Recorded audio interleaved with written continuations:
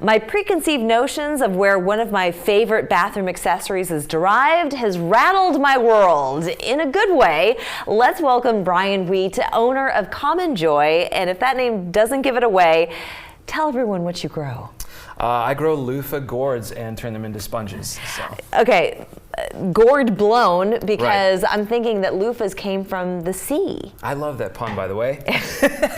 That's a great one. Yeah, absolutely. You inspire me here. You and about 97% of the rest of the population think that loofah sponges are actually derived from a sea creature, and in fact they come from a plant.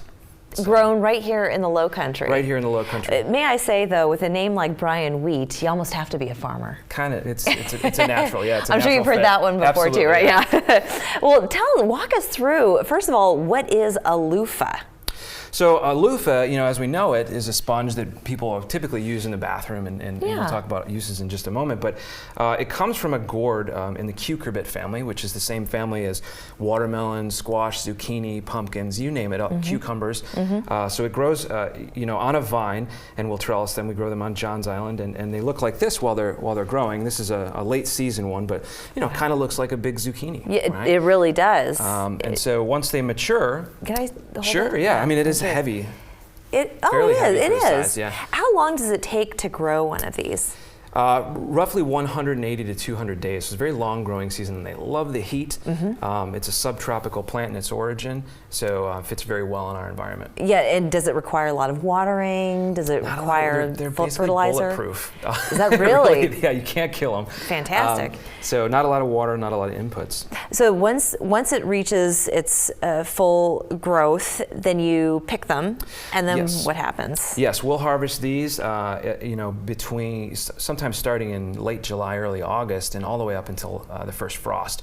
So we'll continually harvest those, and when we do, the ones that we really like have started to dry on the vine and look kind of like this one here. Okay.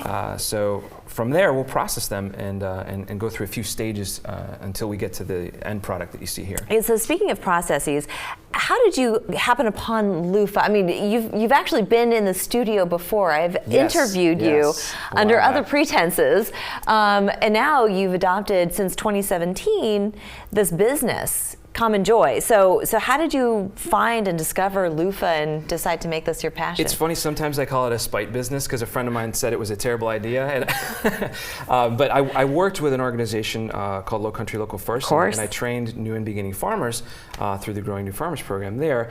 And a friend of mine who was a farm manager had these growing, and it was also my first view of them as well. Kind of blew my mind, and I thought, well, I have to do this and teach my students about this as a unique niche crop that can be grown here, that not many people are growing, and does really well in our environment. And so it was kind of a teaching tool to start, and then I just launched from there. So we've all seen Loofah. We've purchased it in stores, or we've seen it in a spa. It's really good for your skin. You must have the softest skin, the side of a baby's bottom. I mean, I don't know. To translate through the television. But.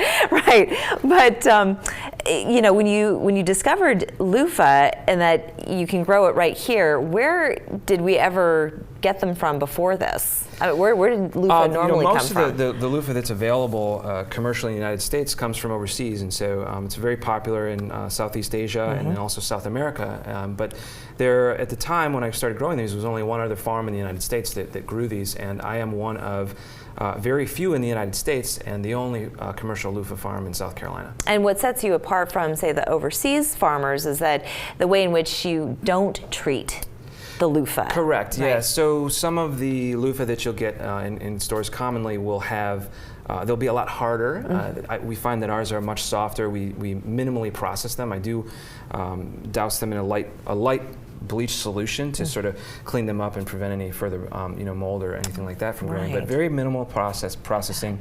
And they're a lot softer than the ones that are commercially available. That is so neat. So once this is dried on the vine, what do you do with this? Well, what I'll do is I'll peel it, and I'm going to show you, because this is the mind-blowing part for our viewers and everybody who is learning about Loofah today. So I'm just peeling this skin off here. That's incredible. I'll get right in there.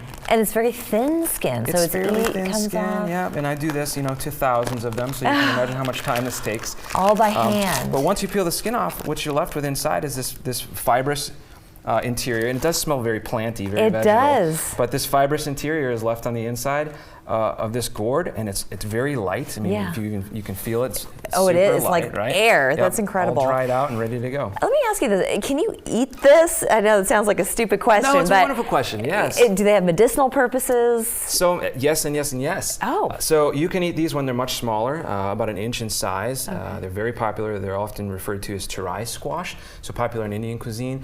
And I've actually sold them into local markets here, along with the blossoms and tendrils. So a totally and wholly edible crop at certain stages in its development. And it's thought that the juice from this has medicinal qualities as well as the oil from the seed. It's incredible. And there are some seeds, even when you get these, which are packaged and ready to go, you can find a couple of seeds inside, which shouldn't scare you. It Definitely not. I was afraid when I first learned about Loofah and they fell out of there, but it's part of the natural product. Yeah. Yes, that's fantastic. Where can people find your Loofah? So right now we're selling mostly to local and regional retailers. So you can go on either our website, commonjoy.com, or our Instagram account, which is commonjoyloofah, and find who we're selling to. And that list is ever growing. Yes. And we're just starting to launch e-commerce. So for the viewers, specifically today, I'll launch something where they can buy them on our website. That's fantastic. And for the person who you really love in your life that you want to give a gift to, you can maybe give them just one of these. Extra special push. They can get this big, and it's just unbelievable how big they get. And that's not to say that your friend is extra dirty, right? That they need an extra big loofah to clean themselves. They might have a lot of rooms in their house, and they need to clean them all. So. Exactly. That's marvelous. Thank you so much, Brian. I so appreciate you coming in and sharing with us. It rattles my world. What can I say? Well, thank you so much. It's been my pleasure. It's wonderful. Thank you. We're back after this.